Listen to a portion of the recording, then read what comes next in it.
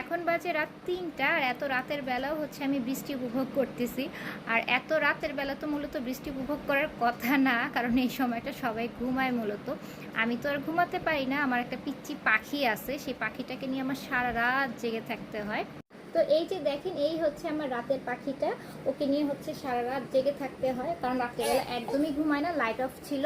তো light off থাকে যখন, তখন হচ্ছে দেখলাম যে কেমন যেন কুচড়া মুচড়া করতেছিল, নড়াচড়া করতেছিল। ওর জন্য রাতের বেলা এমনিতে ফিডার বানানোর জন্য জাগতে হয়, তো ওই জন্য উঠে একটু লাইট জ্বালালাম, আর হচ্ছে সেই সাথে একটু বাইরের বৃষ্টিটা উপভোগ করলাম। আর ঘরের ভিতরে থাকলে তো বোঝা যায় না বৃষ্টির সাউন্ডটা, দেখা যায় যে জানালাটা খুললে, এই যে বাবা, এই যে বাবা, জানালাটা খুললে হচ্ছে বৃষ্টির সাউন্ড একটু পাওয়া যায়।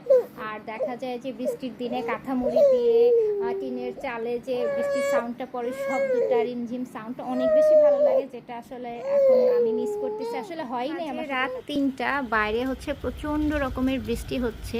তো যদিও দেখা যাচ্ছে না বা বোঝা যাচ্ছে না সাউন্ডটা, জানি না ক্যামেরায় কতটুকু বোঝা যাচ্ছে।